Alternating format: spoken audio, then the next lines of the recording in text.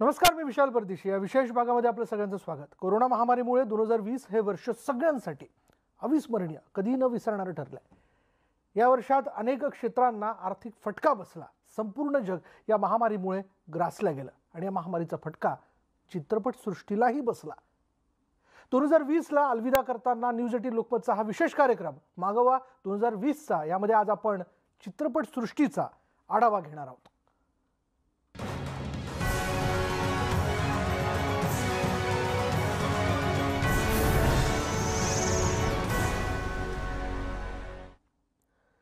सरत्या वर्षात म्हणजेच 2020 मध्ये कोरोना महामारीमुळे विविध क्षेत्राला आर्थिक फटका बसल्याचं आपण बघितलं आणि त्यात सर्वात मोठा फटका बसला तो चित्रपट सृष्टीला. हिंदी, मराठी आणि नाट्य क्षेत्रातील कलाकारांचं यामुळे मोठं नुकसान झालं. सर्वच बंद असल्यामुळे या कलाकारांचं कामही बंद होतं आणि यावरच आधारित आहे न्यूज 18 लोकमतचा हा स्पेशल रिपोर्ट. कोरोना महामारीमुळे बॉलिवूड डबघाईला. निर्माते कलाकारांचं करोडो रुपयांचं नुकसान. अनेकांच्या नोकऱ्या गेल्या. नुकसान भरून काढण्यासाठी 2 वर्ष लागणार.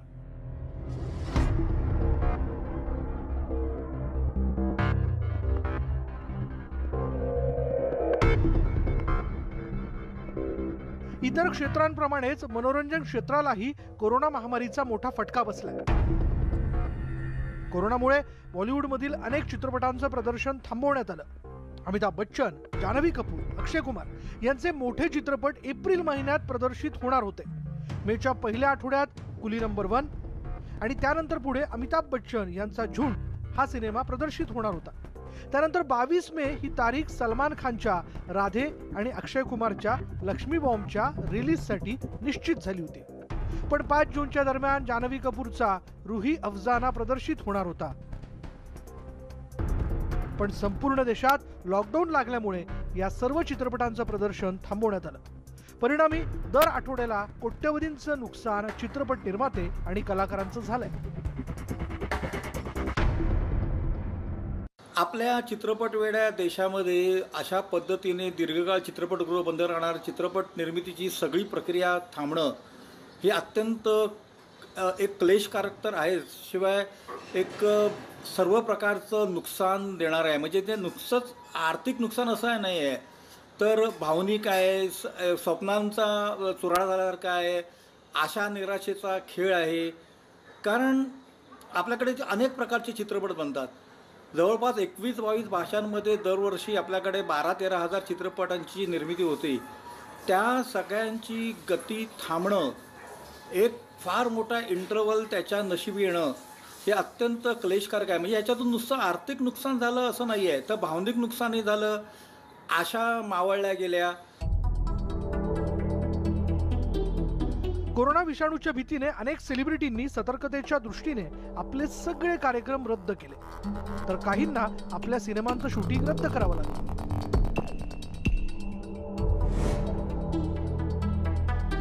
कोरोनाचा फटका यंदाच्या आयफा पुरस्कार सोहळ्यालाही बसला. मार्च महिन्याच्या अखेरीस मध्य प्रदेशात हा पुरस्कार रंगणार होता, मात्र सुरक्षेच्या दृष्टिकोनातून हा कार्यक्रम पुढे ढकलण्यात आला.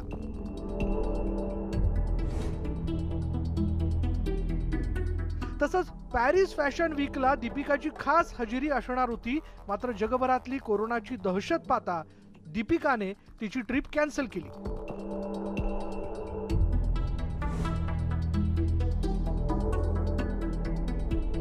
सिनेमाचं शूटिंगच नाही तर सेलिब्रिटींच्या कौटुंबिक कार्यक्रमांवरही कोरोनाचा परिणाम पाहायला मिळाला. अभिनेता वरुण धवन आणि गर्लफ्रेंड नताशा यावर्षी विवाह बंधनात अडकणार होते. थायलंडमध्ये हा विवाह सोहळा पार पडणार होता, परंतु कोरोनामुळे तो देखील रद्द करावा लागला.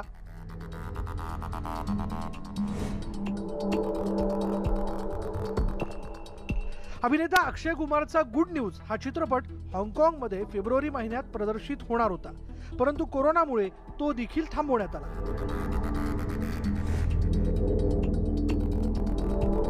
बॉलिवूडप्रमाणे टॉलिवूडलाही कोरोनाचा मोठा फटका बसला.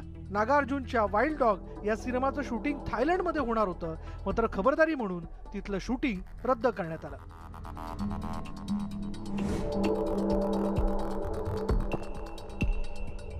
कमल हसनच्या बहुप्रतीक्षित इंडियन 2 या सिनेमाचं चीनमध्ये होणारं चित्रीकरण इटलीमध्ये शिफ्ट करावं लागलं.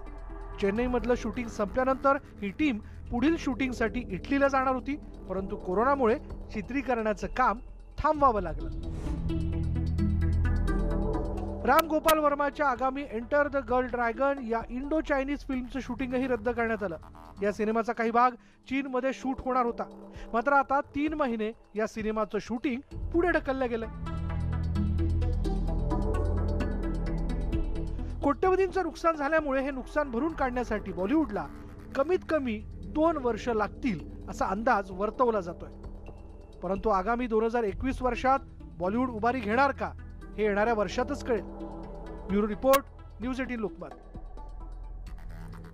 आता हे तर झालं बॉलिवूड बद्दल, पण मराठी चित्रपटसृष्टीबद्दल ही जाणून घ्यायला हवं. कोरोना महामारीमुळे मराठी चित्रपट उद्योगालाही मोठा फटका बसला.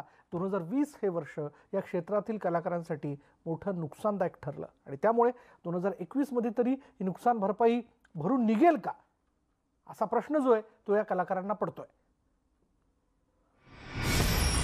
कोरोनाचा मराठी चित्रपटसृष्टीलाही फटका. तब्बल 400 कोटींचं नुकसान. मोजके कलाकार सोडले तर अनेकांना पैशांची चणचण. 2021 मध्ये तरी फटका भरून निघणार. मराठी चित्रपट उद्योगाचं जवळपास 400 कोटींचं नुकसान झालंय. चित्रीकरण, प्रदर्शन रखडल्यामुळे काही मोजके कलाकार सोडले तर अनेकांना पैशांची चणचण जाणवतीये. कलाकार आणि तंत्रज्ञांचीही उपासमार होतीये. त्यामुळे मराठी सिनेसृष्टीला आता बिगिन अगेनचे वेध लागलेत. चित्रपट मंडळांना सहकार्य करून सरकारकडून काही रक्कम या कलाकारांना देण्याची मागणी केली जाते. संपूर्ण काळामध्ये 8-9 महिन्यामध्ये काही करोडो रुपयांचं नुकसान झालेलं आहे. आज जरी ही नाट्यगृह सुरू झाली असली तरी तेवढा प्रेक्षकांचा ओढा आहे की नाही कल्पना नाहीये. मला नाही वाटत की पूर्वी ज्या झेस्टनी प्रेक्षक नाटक एखादं बघायला येत होती तर ती आता येतील किंवा येत आहेत असं मला तरी अजूनही वाटत नाहीये. एक भीती कुठेतरी आहे. शूटिंग सुरू आहेत पण खूप माणसांची संख्या कमी केलेली आहे, त्यामुळे त्यांच्या हातचं काम गेलेलं आहे. आणि आमच्यासारखे जे आर्टिस्ट असतात, जरी मध्यमवर्गीय असलो तरी थोडेसे पैसे जपून ठेवणं किंवा आपल्या गाठीशी असणे थोडेसे एक आम्ही ते पाळतो. परंतु बॅकस्टेज आर्टिस्ट ते त्यांचं कसं की आज पैसे मिळाले तर आजच जगायचं या पद्धतीचं त्यांचं असतं. तर त्याबद्दल खूप चिंता वाटते. मराठीत वर्षाला 150 चित्रपट तयार होतात. त्यातीलही फक्त 8 ते 10 सुपरहिट होतात, तर 90 ते 140 चित्रपट तोट्यात जातात. झी सिनेमाचा पांडुरंग, प्रवीण तरडेंचा सरसेनापती हंबीरराव, दिग्बाल लांजेकरांचा जंग जोहर या चित्रपटांसह 25 ते 30 छोट्या चित्रपटांचं चित्रीकरण कसं बसं सुरू आहे. प्रकाश वैद्य यांच्या छूमंतरचं चित्रीकरण पूर्ण झालं आहे.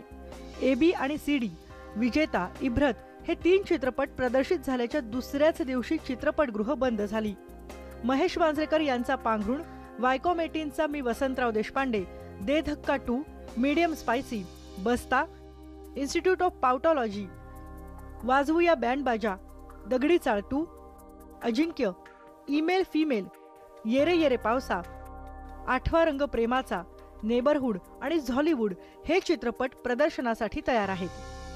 मराठी इंडस्ट्रीला 400-450 कोटीचं मला वाटतं नुकसान झालं असेल किंवा त्यापेक्षाही जास्त झालं असेल. मी ढोबळ मनाने बोलतोय, परंतु मी आता एक आशाचा किरण आम्ही असं धरला आहे की कुठेतरी 2021 चांगला आपल्यासाठी येईल. अनेक सिनेमे असे आहेत की जे जवळपास मला असं वाटतं की मागच्या वर्षी 100-110 सिनेमे तयार झाले होते.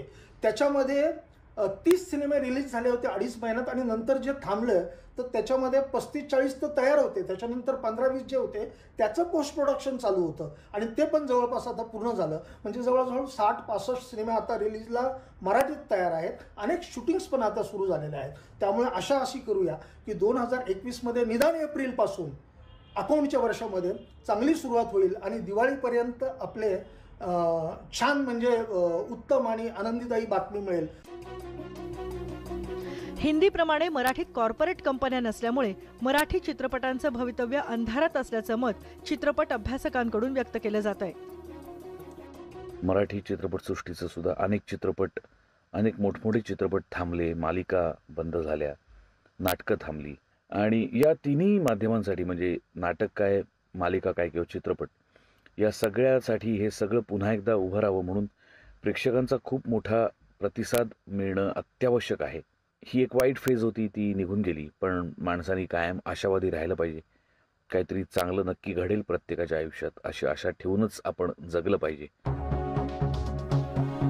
2020 हे वर्ष मराठी चित्रपटसृष्टीसाठी अत्यंत कठीण गेलंय. आता 2021 मध्ये तरी चांगले दिवस येणार का अशी अपेक्षा करूयात. Bureau report, news 18 Lokmat. आणि यानंतर वेळ झाली का ब्रेकची. ब्रेक घेऊयात. पहा फक्त न्यूज 18 लोकमत.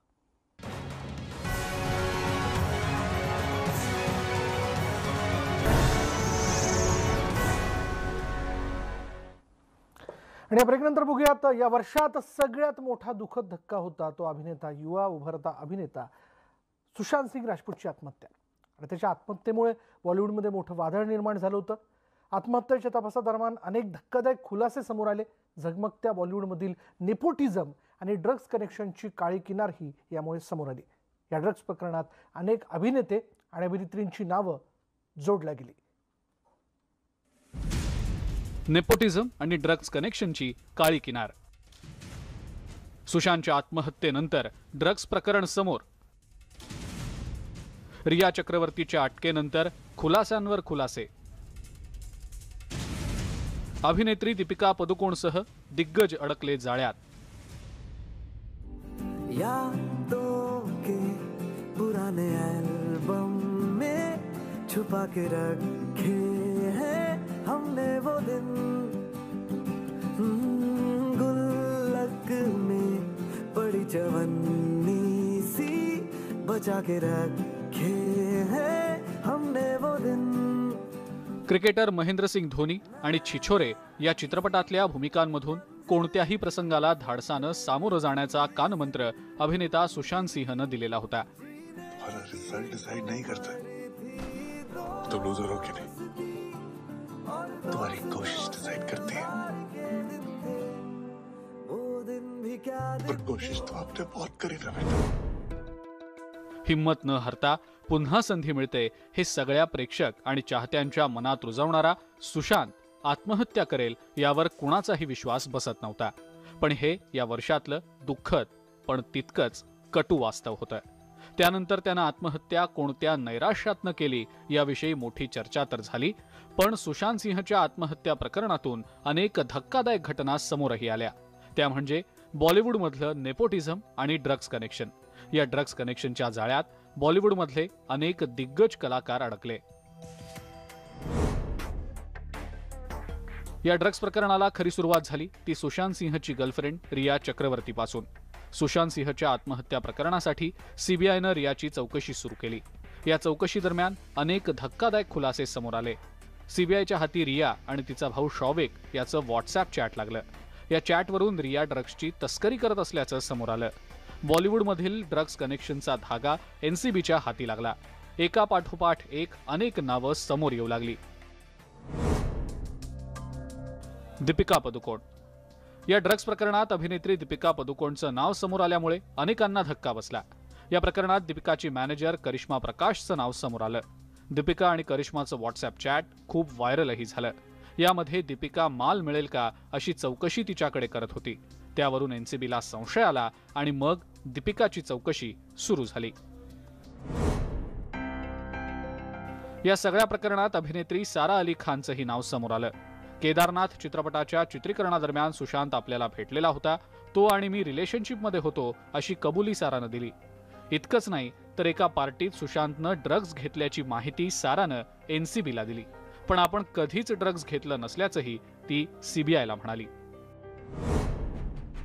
या ड्रग्ज प्रकरणापासून अभिनेत्री श्रद्धा कपूर देखील वाचली नाही. तिचीही एनसीबीनं चौकशी केली.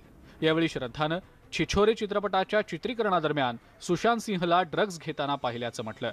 पण आपण कधीही ड्रग्ज घेतलं नसल्याचंही ती म्हणाली. त्यानंतर अभिनेत्री रकुलप्रीत सिंहचं देखील ड्रग्ज प्रकरणामध्ये नाव समोर आलं. रकुल आणि रियामध्ये ड्रग्जबाबत झालेली चॅटिंग एनसीबीच्या हाती लागली होती. या चॅटची कबुली रकुलनं दिली असून रिया आपल्या घरी ड्रग्ज सोडून गेली होती, त्यामुळे मी तिच्याशी चॅटिंग केल्याचं रकुल म्हणाली. अर्जुन रामपाल. एनसीबीच्या चौकशीच्या जाळ्यात अभिनेता अर्जुन रामपालही अडकला. ड्रग्ज कनेक्शनबाबत अर्जुनची तब्बल 7 तास एनसीबीनं चौकशी केली, परंतु आपला या प्रकरणामध्ये काहीही संबंध नसल्याचं अर्जुन रामपालनं आपल्या जबाबात सांगितलं. अर्जुन रामपालची गर्लफ्रेंड असलेली गॅब्रिएलाही चौकशीच्या फेऱ्यात अडकलेली होती. अर्जुन रामपालच्या चौकशीनंतर तिचीही एनसीबीनं चौकशी केली, परंतु या चौकशी दरम्यान एनसीबीच्या हाती अजून काहीही लागलेलं नाही. एनसीबीने निर्माता फिरोज नाडियादवालाच्या घरातूनही ड्रग्ज जप्त केलं होतं. इतकंच नाही तर फिरोजच्या पत्नीला देखील या प्रकरणामध्ये एनसीबीनं अटक केली होती. त्यामुळे ड्रग्ज कनेक्शनमध्ये फिरोजचाही हात असल्याचं एनसीबीच्या सूत्रांनी म्हटलंय. कॉमेडियन म्हणून ओळख असलेली भारती सिंह देखील एनसीबीच्या जाळ्यात अडकली. भारती सिंहच्या घरातून एनसीबीनं गांजा जप्त केला. यानंतर तपासादरम्यान भारतीनं आपण ड्रग्ज घेतल्याचीही कबुली दिली. भारतीनंतर तिच्या पतीलाही एनसीबीनं ताब्यात घेतलं होतं. आता हे दोघंही जामिनावर सुटलेले आहेत. ड्रग्ज कनेक्शनच्या प्रकरणात अभिनेत्री प्रीतिका चौहानलाही अटक करण्यात आलेली होती. प्रीतिका चौहानवर देखील ड्रग्ज तस्करीत समावेश असल्याचा आरोप आहे. त्यामुळे तिचीही एनसीबीकडून चौकशी सुरू आहे. कन्नड सिने उद्योगातील कलाकार आणि गायिकांमध्ये ड्रग्ज सेवन आणि ड्रग्ज व्यवसायाची केंद्रीय गुन्हे शाखेकडून चौकशी सुरू आहे. या प्रकरणात कन्नड अभिनेत्री रागिनी द्विवेदी हिला अटक करण्यात आलेली आहे. सुशांत सिंहच्या आत्महत्येनंतर ड्रग्ज कनेक्शनचं हे प्रकरण समोर आलं. या प्रकरणामध्ये आता अनेक कलाकार अडकलेत. त्यामुळे काही क्षणाचा आनंद देणार हे ड्रग्ज आता चांगलंच महागात पडत असल्याचं दिसतंय. Bureau report, news 18 Lokmat, Mumbai. यानंतर बघूयात कोरोना व्हायरसमुळे देशात उद्भवलेल्या परिस्थितीमुळे चित्रपटगृह जी ती पूर्णपणे बंद ठेवण्यात आली. त्यामुळे चित्रपटसृष्टीने चित्रपट प्रदर्शित करण्यासाठी OTT प्लॅटफॉर्मचा मार्ग निवडला. हे वर्ष त्या दृष्टीने त्या बाजूने ते सकारात्मक राहिला असं म्हणूयात. बघूयात एक स्पेशल रिपोर्ट.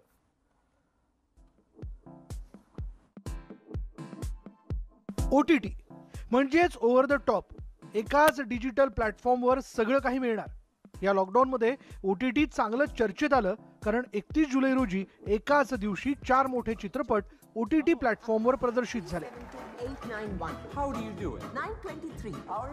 या चित्रपटांमध्ये विद्या बालनचा शकुंतला देवी,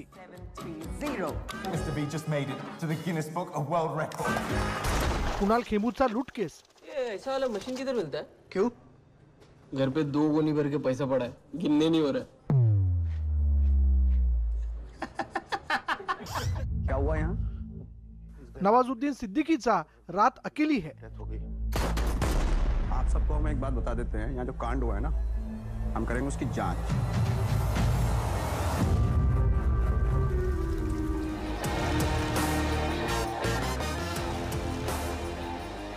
आणि विद्युत जामवालाचा यारा.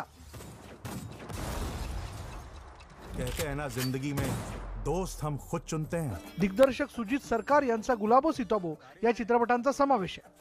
हवेली हमने बेच दी है. बेच रहे हो? बेच ही नहीं सकते. हवेली हमारी, जमीन हमारी, मर्जी हमारी, कैसे नहीं बेच सकते? लेकिन परमिशन हमारा लगेगा. अब मजा आएगा. OTT हा प्लॅटफॉर्म कोरोना काळातच नाही तर यापूर्वीही वापरण्यात आला. 2 वर्षांपूर्वीच प्रियंका चोप्रा निर्मित फायरब्रँड हा मराठी सिनेमा OTT वर प्रदर्शित करण्यात आला होता. एक औरत कितना बर्दाश्त कर सकती है? I want to see him struggle. मैं उसे फिर से गरीब देखना चाहती हूँ. बायकांचं सगळं सहन करून ते गप्प बसायचे दिवस गेले. सिनेमा जसा वेगवेगळ्या प्रकारे प्रगत झाला तसं सिनेमा प्रेक्षकांपर्यंत पोहोचवण्याच्या टेक्निकमध्ये, टेक्नॉलॉजीमध्ये सुद्धा आधुनिकता येत गेली, नवे नवे शोध येत गेले. पूर्वी प्रोजेक्शनने चित्रपट पोचायचा, रिळं असायची, ती मागे पडली. मग योफेने सिनेमा प्रेक्षकांपर्यंत पोहोचवण्याची प्रथा आली आणि आता OTT प्लॅटफॉर्मने आलेली आहे. गद्दी पे चाहे हम रहें या मुन्ना, नियम सेम होगा. और हम एक नया नियम ऐड कर रहे हैं. मिर्जापुर की गद्दी पे बैठने वाला कभी भी नियम बदल सकता है. गुड्डू पंडित वापस आ गए. OTT प्लॅटफॉर्मवरील वेब सिरीजच्या माध्यमातून इंडस्ट्रीतील अनेक नवीन चेहऱ्यांना आपल्या अभिनयाची चुणूक दाखवण्याची संधी मिळाली। या लॉकडाऊनच्या कालावधीत तर मिर्झापूर या वेब सिरीजच्या दुसऱ्या सीझनची सगळ्यांनी आवर्जून वाट पाहिली।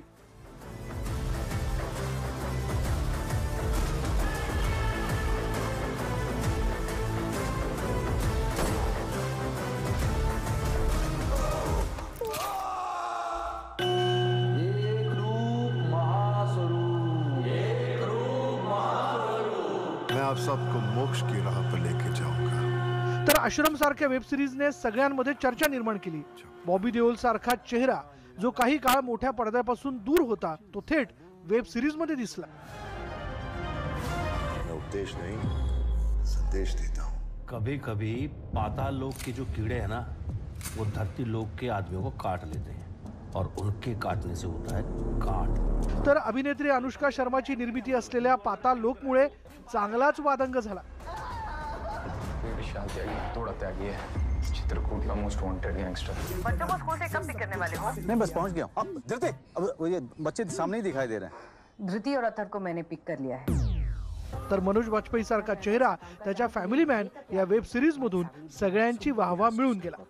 मराठी कलावंतांच्या वेब सिरीजही बहुतांशी प्रेक्षकांनी बघितल्या। परिवार सुरक्षित है, हम सब सुरक्षित है। OTT प्लॅटफॉर्मवरती कसं आहे की कोणाला शॉर्ट फिल्म्स करता येतात किंवा कोणाला डॉक्युमेंटरी करता येते किंवा कुणी वेब सिरीज करतं किंवा आपलं जे काही म्हणणं आहे ते त्यांना ते मांडता येतं। आपल्याला क्रिएटिव्हिटी जी आहे क्रिएटिव्ह लोकांसाठी तर त्याचा खूप मोठा फायदा होतो। कमी बजेटमध्ये एक आपली कथा जी आपल्याला आवडते किंवा आपल्याला चांगली वाटते आणि जी लोकांसाठी भावेल अशी ती तयार करून ती लोकांसमोर मांडता येते। आणि अशामुळे झालं काय, नवीन नवीन कलाकार तयार झालेत, नवीन नवीन डिरेक्टर तयार झालेत आणि आधी जे एक 10-12 लाखाची लोकांची या OTTला जे लोकांचं एक प्रेक्षक वर्ग होता तो जवळपास 4 पटीने वाढून किंवा 5 पटीने वाढून तो 40-50 लाखापर्यंत गेला। अर्थात एक 10-12 करोडच्या समोर जर याचा विचार केला तर एक 4%च हे साधारणपणे किंवा 5%च आहे, ते कमी आहे। ते अजूनही वाढायला पाहिजे, कदाचित कालांतराने वाढेल सुद्धा।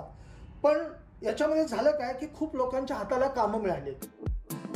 OTT प्लॅटफॉर्ममुळे चित्रपट वितरण आणि प्रदर्शनाची गणितं बदलली आहेत। ना थिएटर मिळण्याची तक्रार, ना त्यासाठी वेगळं बजेट ठेवण्याची निर्मात्याला चिंता। शिवाय निश्चितच चित्रपटाच्या बजेटपेक्षा सरस परतावा OTT प्लॅटफॉर्मकडून निर्मात्याला मिळतो। भलेही तो 3 आकडी कोटींच्या घरात नसला तरी लॉकडाऊनमध्ये चित्रपट थांबवून नुकसान करण्यापेक्षा चित्रपट किती ट्रेंडिंग होतो आणि त्याला किती व्ह्यूज मिळतात यावर त्याचं यश मोजलं जात आहे। असो, OTTच्या माध्यमातून प्रेक्षकांचा फ्रायडे कोरोना काळातही साजरा झाला आहे ना, यात आनंद आहे। या प्लॅटफॉर्मवर प्रदर्शित होणाऱ्या कंटेंटवर कोणताच अंकुश नसल्याची तक्रार वारंवार येत होती आणि याची दखल यावर्षी केंद्र सरकारने घेतली आहे। केंद्र सरकारने याबाबत एक परिपत्रक काढलं असून या नियमानुसार OTT प्लॅटफॉर्मवर आता केंद्राच्या माहिती आणि प्रसारण खात्याची नजर असणार आहे। ऑडिओ, व्हिडिओ यासोबतच चालू घडामोडींवर भाष्य करणारी, बातम्या देणारी डिजिटल चॅनल्स आता केंद्र सरकारच्या कक्षेत आली आहेत। विशाल परदेशी, न्यूज 18 लोकमत, मुंबई। यानंतर इथेच थांबणार आहोत। पहा फक्त न्यूज 18 लोकमत।